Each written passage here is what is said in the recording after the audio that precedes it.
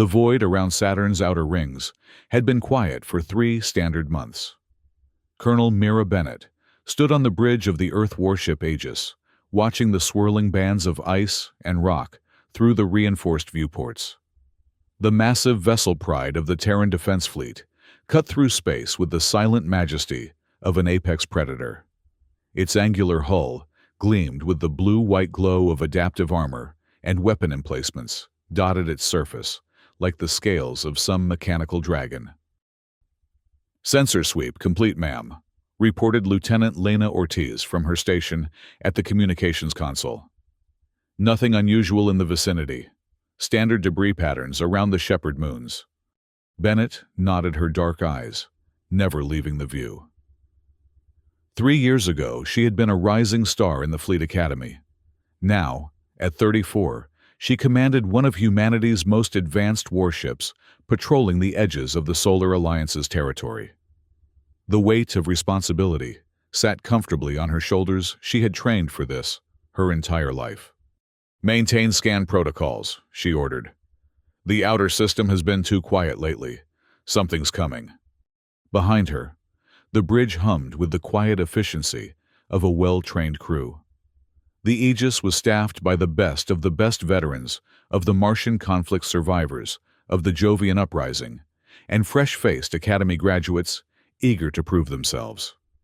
The ship's complement of 800 souls represented the pinnacle of human military achievement.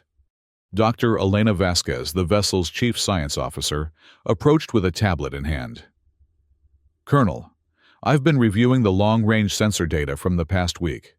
There are some anomalies in the cosmic background radiation that don't match our stellar cartography." Bennett turned to face the scientist. Dr. Vasquez was a woman in her 40s, with silver-streaked hair, and the kind of intense gaze that spoke of decades spent unraveling the universe's mysteries. She had joined the Aegis project specifically to study the exotic technologies they might encounter in deep space. "What kind of anomalies?" "Gravitational distortions. Very subtle, but they're there. It's as if something massive passed through this region recently. Something using a propulsion system we've never seen before." Chief Warrant Officer Raj Patel, the ship's intelligence specialist, looked up from his analysis station. "Could be the signatures from the mining operation at Enceladus." Dr. Vasquez shook her head. "No, these readings are from the wrong vector entirely. And the energy patterns—" She paused, frowning at her tablet. "They're unlike anything in our database."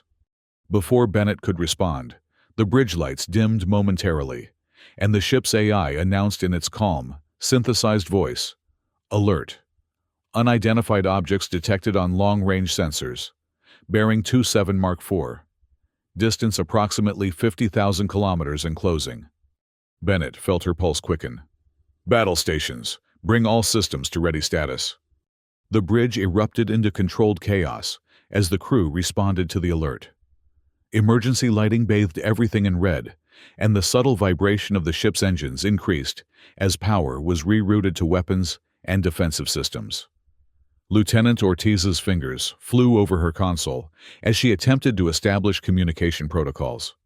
"Ma'am, I'm reading multiple contacts," reported the sensor officer. 12. No 15 vessels. Configuration unknown. They're maintaining formation and, Colonel, they're big. Each one approximately twice the size of a standard Martian heavy cruiser. Bennett moved to the tactical display where a 3-dimensional hologram showed the approaching fleet. The ships were sleek, organic-looking things that seemed to flow through space rather than cut through it. Their hulls were a deep, almost black-purple, and strange energy patterns flickered along their surfaces like neural pathways. "Any response to our standard hails, Lieutenant?" "Negative, ma'am. I've tried all standard frequencies, even the mathematical sequences. They're not responding, but they are listening. I can tell our signals are being received." "Time to intercept at current velocity." "Approximately 18 minutes, Colonel." Bennett considered their options. The Aegis was powerful, but 15 unknown vessels of that size would be a significant challenge. "Dr. Vasquez, any theories about their technology based on the sensor readings?" It's difficult to say without more data, but the energy signatures suggest they're using some form of exotic matter propulsion.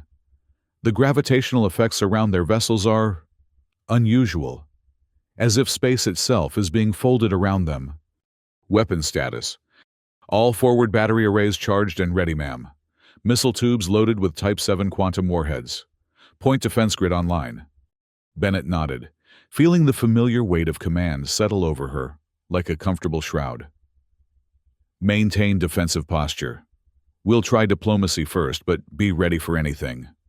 The minutes ticked by with agonizing slowness. On the main screen, the alien fleet continued its approach, their ships moving with an almost serpentine grace. As they drew closer, more details became visible. The hull plating seemed to shift and flow, like living tissue, and energy cascaded along the vessel's flanks in hypnotic patterns. Colonel, Officer Patel called out, his voice tight with tension. I'm detecting massive energy buildups across their fleet. It looks like they're charging some kind of scanning array. Scanning array? What kind of scans? Unknown. The energy signature is unlike anything in our database. It's orders of magnitude more sophisticated than anything we've seen. Bennett felt a chill run down her spine. Raise shields. All stop. We wait.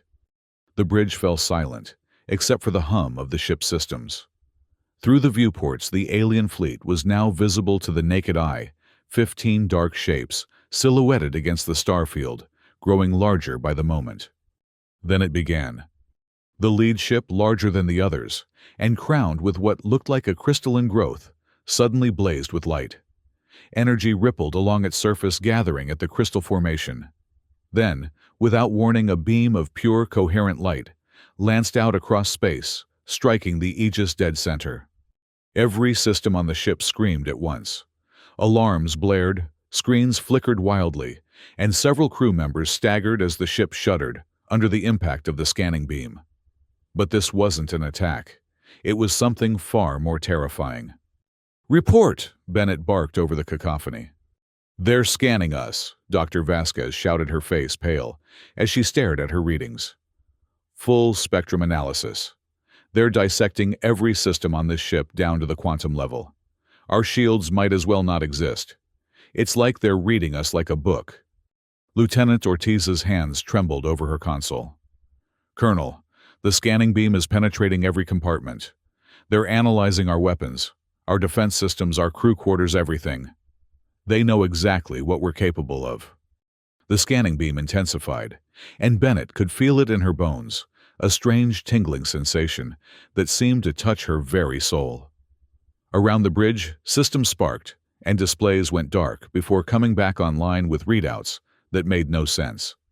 "They're learning," Patel reported, his voice barely above a whisper. "Every time our systems adapt to their scans, they adjust. It's like they're teaching themselves about us in real time." Then, as suddenly as it had begun, the scanning stopped. The alien fleet hung in space, silent and motionless, their ships dark, except for the subtle flow of energy along their hulls. Bennett felt sweat trickling down her spine. What did they learn? Dr. Vasquez was frantically analyzing her data. "Everything, Colonel. They mapped our complete technical specifications. They know the strength of our armor, the yield of our weapons, the efficiency of our reactors. They've probably analyzed the chemical composition of our atmosphere, and maybe even gotten some biological data from the scans." "And what did their scans tell them about our capabilities?" There was a long pause. Dr. Vasquez looked up from her console, her face grave. "Based on what I'm seeing here, Colonel, their scanning technology alone represents a level of advancement we're centuries away from achieving. If their defensive and offensive systems are proportionally advanced—" She didn't need to finish. Bennett understood perfectly. They were facing a technological disparity that made David and Goliath look like an even match. "Options, people, give me something." Chief Patel cleared his throat. "Colonel, based on their behavior so far, they could have destroyed us already if that was their intention. The fact that they're just observing suggests they might be curious, or perhaps they're deciding whether we're a threat." "A threat?" Lieutenant Ortiz almost laughed, but there was hysteria in her voice. How could we possibly be a threat to them? Bennett felt a familiar calm descend over her, the same clarity that had carried her through the chaos of the Martian conflict. Maybe we can't match their technology, but we're not helpless. Dr. Vasquez, what do their scans tell us about them? Not much, I'm afraid. Their scanning beam was incredibly sophisticated, but it was primarily one way. We got some sensor return, but they're using materials and energy patterns we've never encountered. However, she paused, studying her readouts more carefully. There might be something. Their scanning technology, while far superior to ours, seems designed for analyzing conventional matter and energy. Our ship's experimental quantum resonance chambers might have appeared as a blind spot on their scans. What does that mean for us? It means they might not know about our most advanced defensive systems. The quantum shields are still theoretical, but if activated, they might provide protection against attacks that target matter at the subatomic level. Bennett nodded slowly. It wasn't much, but it was something. Chief Patel, what's your assessment of their tactical formation? Interesting question, ma'am. They're maintaining perfect formation, which suggests either extreme discipline or automated control. The lead ship is obviously the command vessel, but the others are positioned in a pattern I don't recognize. It could be defensive, but it might also be ceremonial. Ceremonial? Think about it, Colonel. If you had overwhelming technological superiority, would you need to maintain strict combat formation against a single, inferior vessel? Their positioning might be more about protocol than tactics. Before Bennett could respond, the communications console erupted with static. Lieutenant Ortiz worked frantically to clear the signal, and slowly, a voice emerged from the interference. It was mechanical, clearly synthesized, but there was an alien cadence to it that made everyone on the bridge fall silent. Vessel of the species, Earth humans. You have been analyzed. Your technological development corresponds to classification level 7. Your hostile capabilities are negligible. We are the Vorkulon Maritime Authority. You will maintain position and await instruction. The transmission ended, leaving the bridge in stunned silence.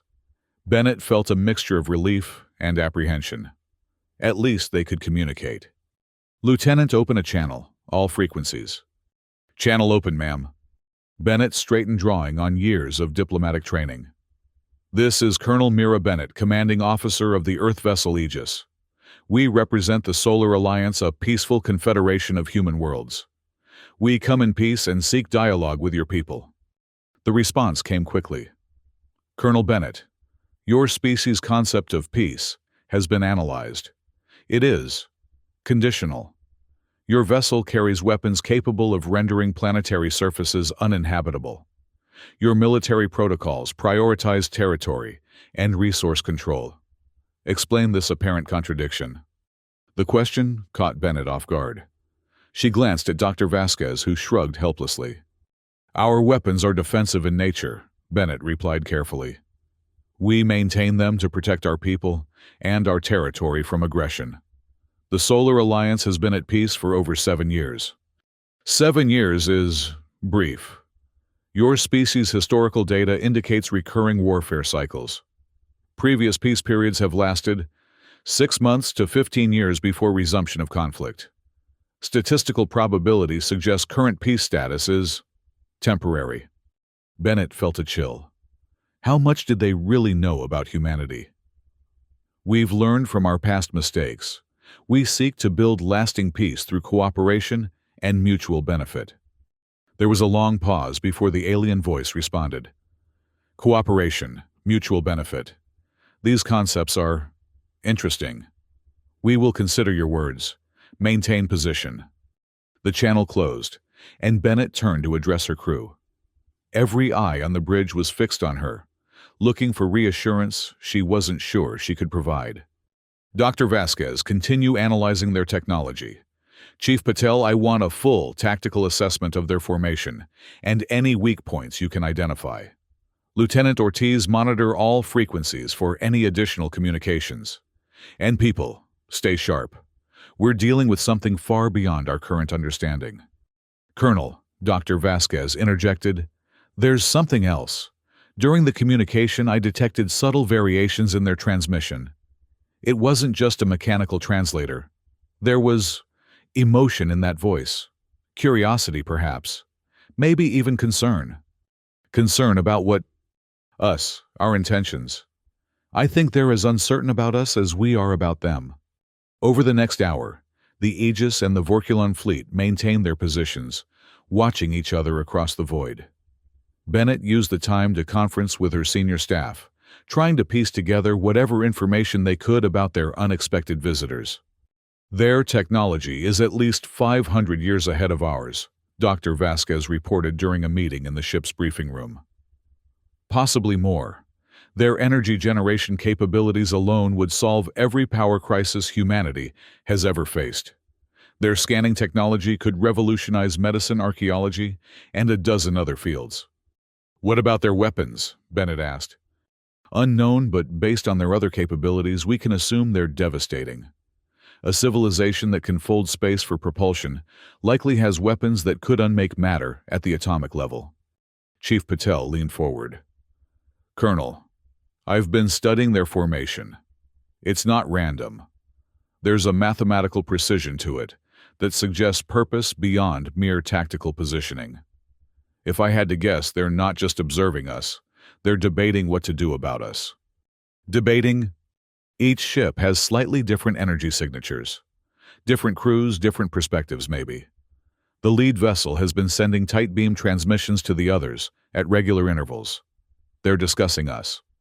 Lieutenant Ortiz entered the briefing room, looking excited. Colonel, I've been analyzing the background radiation around their ships. There are micro-transmissions happening constantly, not just between the vessels, but within them. It's like their ships are alive, constantly communicating with themselves. Dr. Vasquez nodded. That would explain the organic appearance of their hulls. Their ships might be biotechnological constructs grown, rather than built.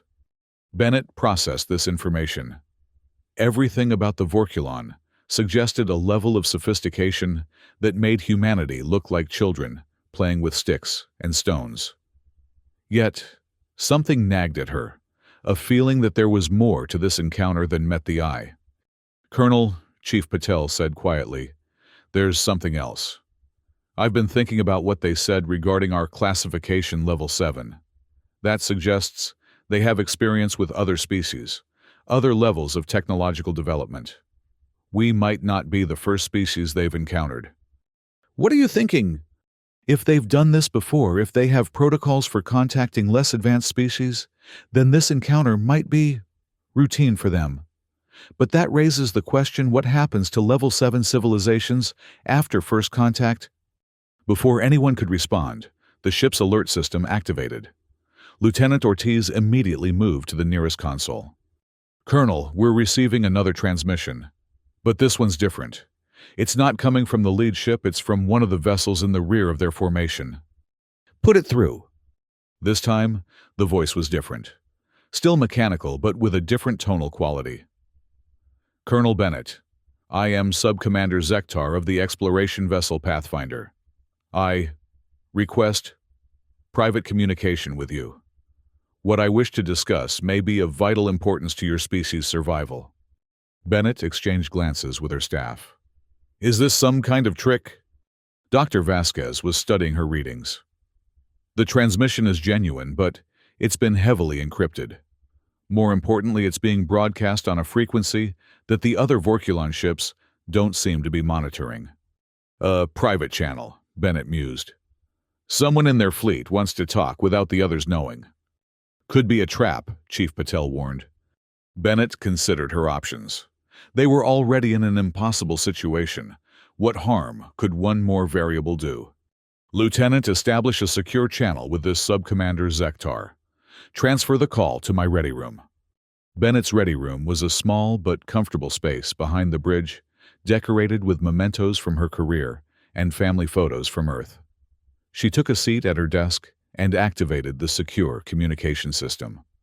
The voice that emerged was still artificial, but there was an urgency to it that hadn't been present in the previous communications.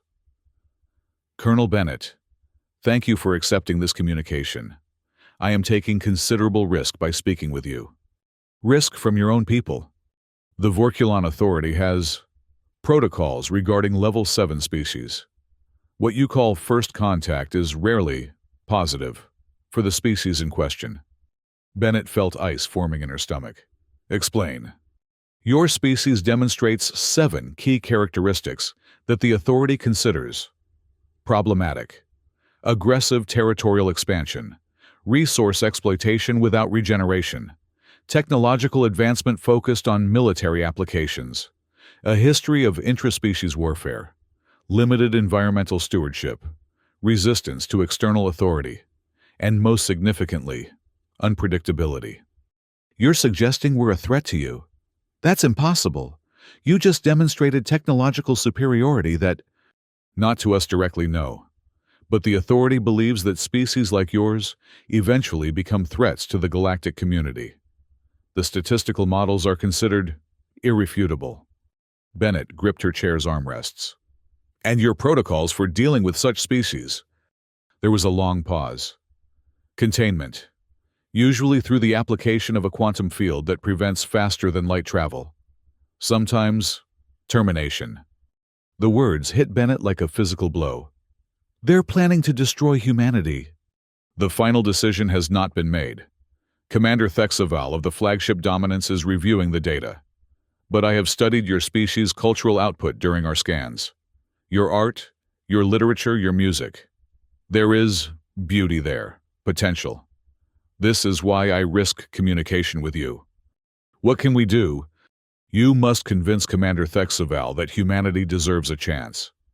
But understand he has overseen the containment or termination of 43 species. In his experience, Level 7 species that are allowed to develop inevitably become galactic threats. Bennett's mind raced. Everything she had worked for, everything humanity had achieved, was hanging in the balance based on the decision of an alien commander who saw them as nothing more than statistical probability. How much time do we have? The deliberation period traditionally lasts 7 of your hours. You have perhaps 5 hours remaining.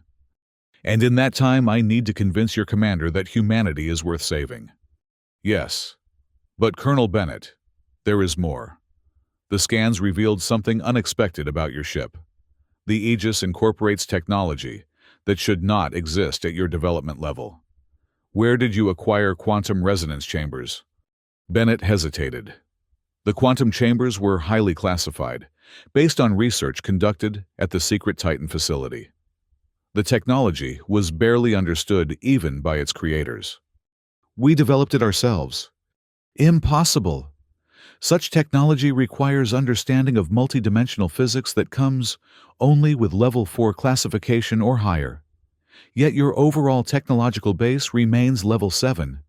This discrepancy is troubling to the Authority. Why? Because it suggests outside interference. There are other powers in the galaxy who oppose the Authority's policies. If they have made contact with your species, the implication hung heavy in the air. Bennett realized that humanity might be caught between forces they didn't even know existed. Subcommander, I need to know what would convince your commander to spare my species. Demonstrate that humanity can evolve beyond its current limitations. Show that you can be trusted with greater responsibility. But most importantly, survive the test. Test. But the channel had gone dead. Bennett sat in her chair, mind reeling. Outside her viewport, she could see the Vorkulon fleet still maintaining their perfect formation. Somewhere among those ships, alien minds were debating the fate of every human being who had ever lived or would live. She activated her comm system. All senior staff to the briefing room. Priority 1. 20 minutes later, Bennett faced her senior officers across the polished table of the briefing room. The weight of what she was about to reveal felt crushing. People, what I'm about to tell you doesn't leave this room until I say otherwise. We are not in a first contact scenario. We are on trial for the continued existence of our species. She outlined everything Sub-Commander Zektar had told her, watching the faces of her crew grow increasingly grim. When she finished, the room was silent. Dr. Vasquez was the first to speak. My God, they've done this before. 43 species.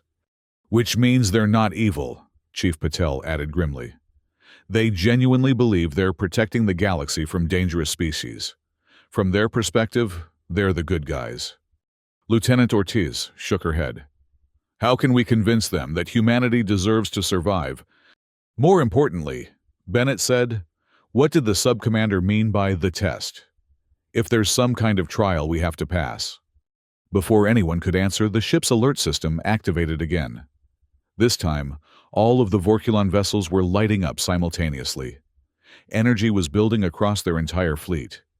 Dr. Vasquez ran to her portable scanner. Colonel, they're charging weapons. All of them. How long until they're ready to fire? Based on the energy buildup rate, maybe 10 minutes. Bennett felt a strange calm descend over her. Then, we don't have time for a drawn-out debate. Doctor, are the quantum resonance chambers operational? They're experimental. We've never tested them under combat conditions. Chief Patel, tactical analysis. If we were to engage, what are our odds? Against one ship, maybe 15%. Against 15 ships with that level of technology, 0. Lieutenant Ortiz, have you been able to analyze any of their communications protocols? Some limited success. Their encryption is incredibly sophisticated, but I've identified patterns in their data streams. Why? Bennett stood up, decision crystallizing in her mind. Because I think I know what the test is. They're not planning to destroy us, not yet. They're going to attack to see how we respond. Do we fight hopeless? Do we surrender? Or do we find a third option? Dr. Vasquez looked up from her scanner. Colonel, there's something else. The quantum chambers, during their scans, I detected an unusual resonance. I think the chambers might be responding to the Vorkulon technology in ways we never anticipated. What kind of ways? I'm not sure, but the quantum field is fluctuating in patterns that don't match our projections. It's almost as if the chambers are learning. Bennett felt pieces clicking together in her mind. The missing technology, the quantum chambers, the mysterious benefactors Sub-Commander Zektar had hinted at. But there was no time to explore these implications. All hands, battle stations. This is not a drill. All non-essential personnel to emergency stations. Seal the ship. As the crew rushed to their positions, Bennett returned to the bridge. The Vorkulon fleet was now blazing with energy, their weapons charging for what would be a devastating assault. Weapon status, Bennett called out as she took her position. All forward batteries charged, quantum torpedoes loaded, point defense grid online. Shields. Standard shields at maximum.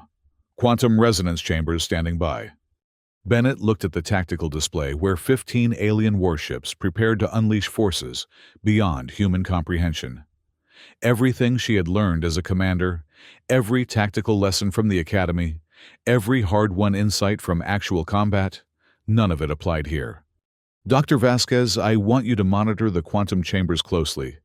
If they start behaving in unexpected ways, I need to know immediately. Understood, Colonel. Chief Patel, I need you to analyze their attack patterns as they develop. Look for anything, any pattern, any weakness, any indication of their intentions. Yes, ma'am. Bennett took a deep breath. All ships, this is the Aegis.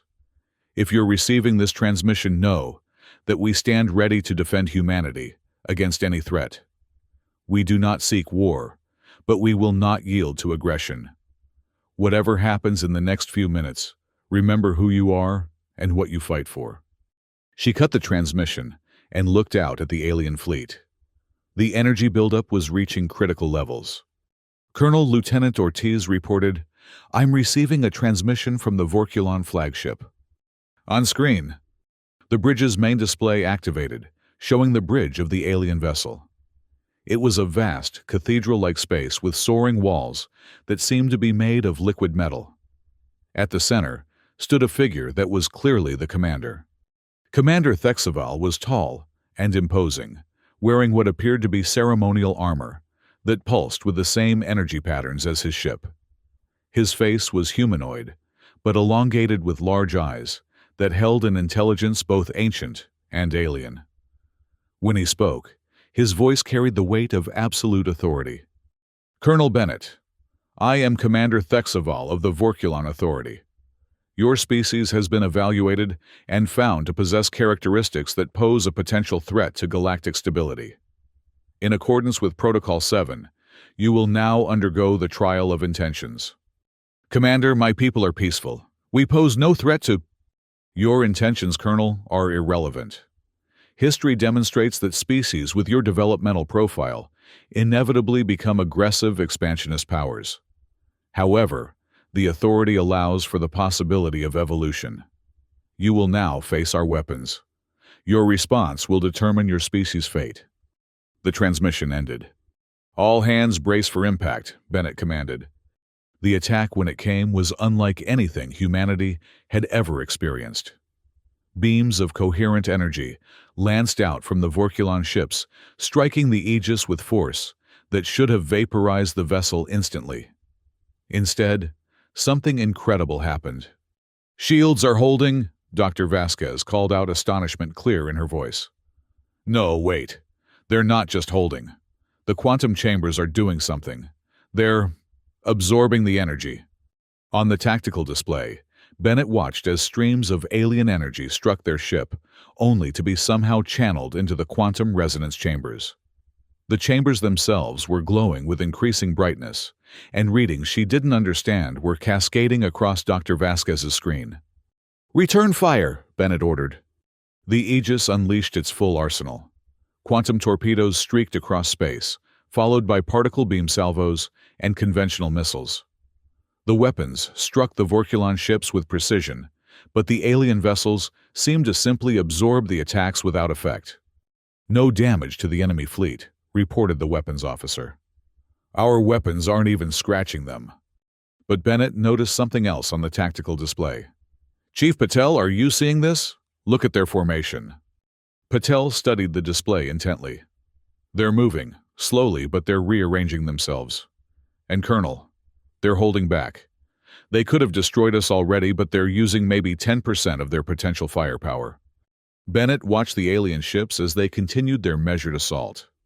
They were definitely testing something, but what?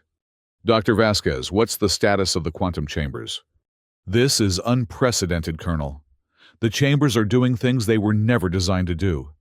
They're not just absorbing the energy, they're analyzing it, breaking it down into component frequencies. It's as if they're learning from the Vorkulon weapons." Suddenly, Bennett understood.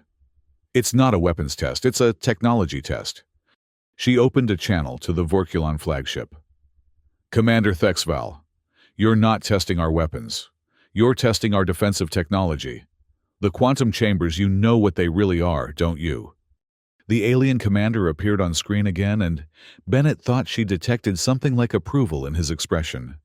"Perspective, Colonel Bennett. The quantum resonance chambers aboard your vessel represent technology that should not exist in a Level 7 civilization.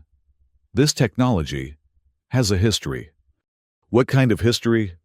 "It was developed by an ancient species known as the Architects.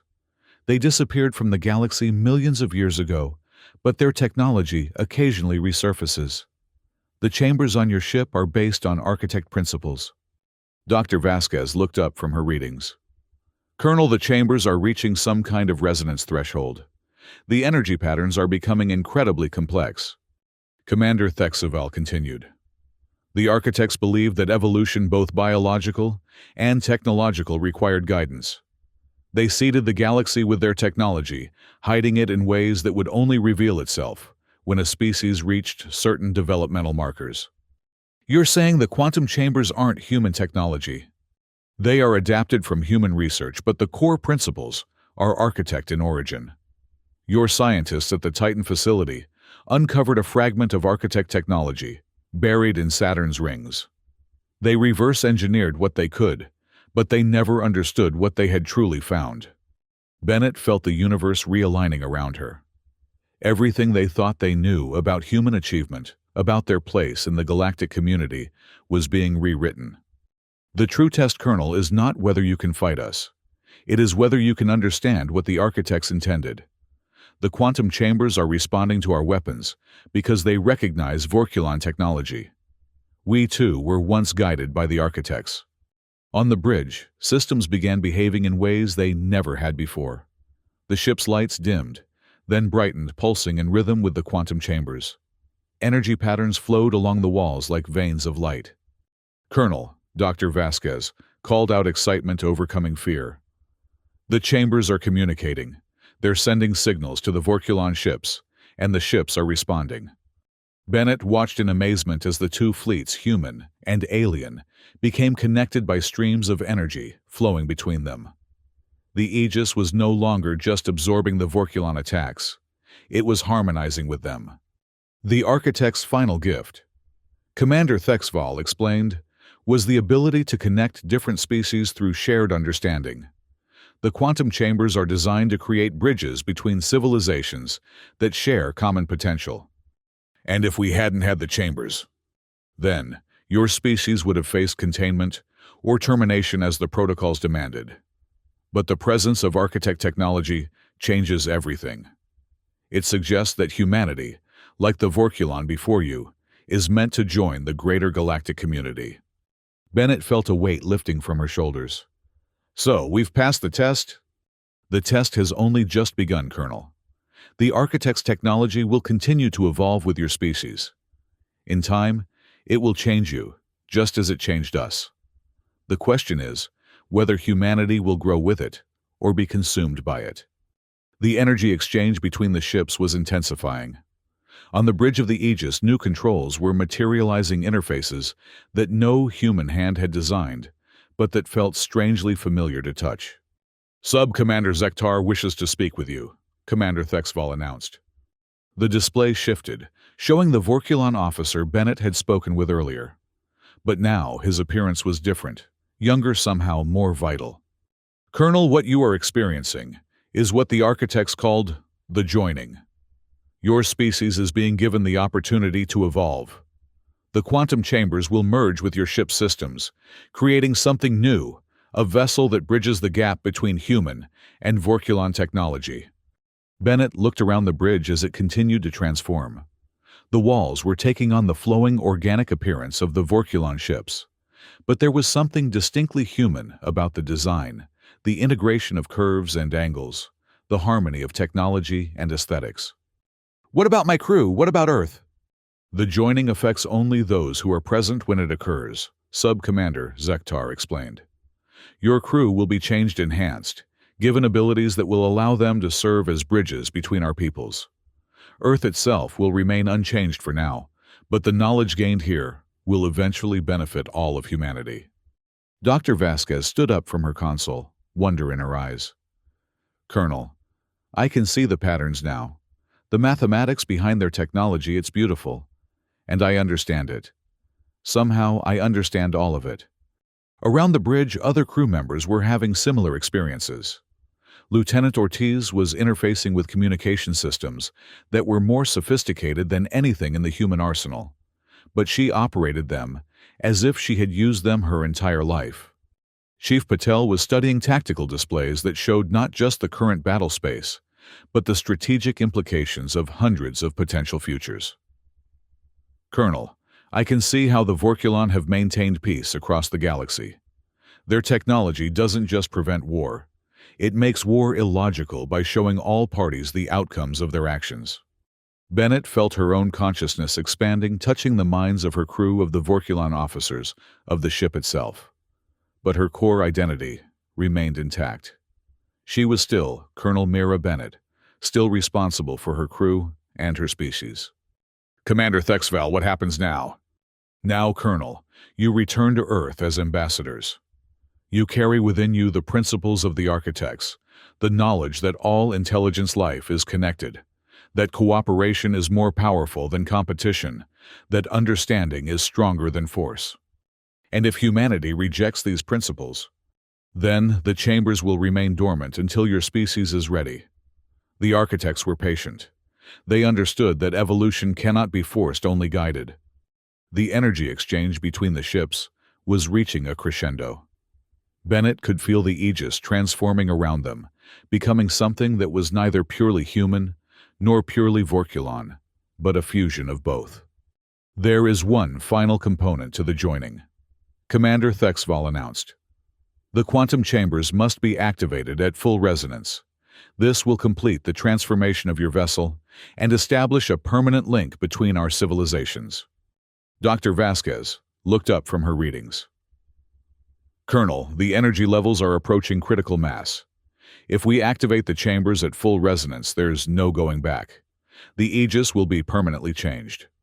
Bennett looked around at her crew at the bridge that was already more alien than human, at the displays showing the Vorkulon fleet surrounding them like protectors rather than threats.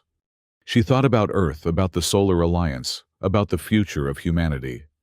Then she thought about the 43 species that hadn't passed this test, whose civilizations had been judged too dangerous to survive. Dr. Vasquez, bring the quantum chambers to full resonance. Aye, Colonel. The transformation was instantaneous and overwhelming. Light filled the bridge, not harsh and blinding, but warm and welcoming like sunlight filtering through morning clouds. Bennett felt herself connected to every living thing on the ship, to the Vorkulon fleet, to something vast and ancient and wise that had been waiting patiently for this moment across millions of years. When the light faded, the Aegis was no longer recognizable. The bridge had become a flowing space of organic curves and crystalline surfaces, but every control, every interface felt perfectly natural to human hands. The ship itself felt alive, not in an alien way, but in a way that enhanced, rather than replaced, its human crew. "Report," Bennett called out, marveling at how her voice seemed to harmonize with the ship's systems. All systems, evolved and functioning. Dr. Vasquez reported, a note of wonder in her voice. The quantum chambers have integrated with every system on the ship. We're no longer running on conventional power sources. The ship is generating energy through dimensional frequencies I didn't even know existed an hour ago. Crew status. All personnel report enhanced capabilities. Increased processing speed, expanded sensory perception, intuitive understanding of the ship's new systems. But Colonel, we're still human. The architect technology enhances what we are. It doesn't replace it. Bennett felt the truth of those words in every fiber of her being. She was more than she had been, but she was still Mira Bennett. Commander Thexval appeared on the main display one final time. Colonel Bennett, the trial of intentions is complete. Humanity has proven itself worthy of advancement. Your ship will serve as the first bridge between our civilizations. When your people are ready, we will provide the knowledge to build more vessels like the Aegis. Thank you, Commander. What are our obligations now? Return to Earth. Share what you have learned, but do so gradually. The architect technology will guide you in determining when your people are ready for each level of advancement. Trust in the wisdom of the chambers, and trust in your own judgment. And the Vorkulon, will we see you again? We will be watching as we watch all species under our protection. When humanity takes its next step toward the stars, we will be there to guide you. But the choice of when and how to take that step remains yours. The transmission ended, and Bennett watched as the Vorkulon fleet began to withdraw. Their ships moved with the same fluid grace they had arrived with, but now Bennett understood the mathematics of their movement, the elegance of their technology. Lieutenant Ortiz set course for Earth, best speed. Course laid in, Colonel. At our current capability, we'll reach Earth in 14 hours. 14 hours. Chief Patel looked surprised. At conventional speeds, that trip takes 3 weeks. Dr. Vasquez smiled, her fingers dancing over controls that rewrote the laws of physics as Bennett understood them. We're no longer bound by conventional speeds. The ship is partially existing in folded space. We're traveling through dimensions, not around them. As the Aegis turned toward Earth, Bennett stood at the center of her transformed bridge and contemplated the magnitude of what had just occurred. Humanity had been tested by an advanced alien civilization and found worthy of survival. More than that, they had been given a gift that would forever change their place in the universe. But with that gift came responsibility. The technology they now carried could elevate humanity or destroy it depending on how it was used. The architects had been wise to embed their gift with safeguards, ensuring it would only reveal itself to those who could handle its implications. "Colonel," Dr. Vasquez said, quietly approaching Bennett's command position. "There's something you should know. The quantum chambers, they're not just technology. They're a test that continues throughout our lives. Every decision we make, every choice about how to use this power, will determine whether humanity remains worthy of it." Bennett nodded, understanding the weight of their new responsibility. "Then, we'll have to make sure we never forget where we came from, or why we were chosen." As Earth grew larger in their forward displays, Bennett touched a new control that she somehow knew would activate the ship's historical recorder. Somewhere in the future, other crews would benefit from the record of humanity's first contact with the Vorkulon Authority and the gift of the architects. But for now, they had a world to return to, a species to prepare for a larger universe, and a future to build that honored both human ambition and architect wisdom. The test was over. The real journey was just beginning. The Aegis streaked through folded space toward home, carrying with it the seeds of humanity's transformation and the promise of a future among the stars. Behind them, the Vorkulon fleet completed their withdrawal, their own test finally complete. In the depths of space, ancient mechanisms stirred to life, preparing for the next species to discover the quantum resonance chambers, the next civilization to face the trial of intentions. The architect's legacy continued, patient and eternal, guiding the galaxy toward a future where understanding would triumph over conflict, where cooperation would prove stronger than competition, and where the diverse peoples of the stars would find unity in their shared potential for growth. But that future remained a choice to be made, one decision at a time, one species at a time, one moment of courage at a time. And for humanity, that moment had arrived.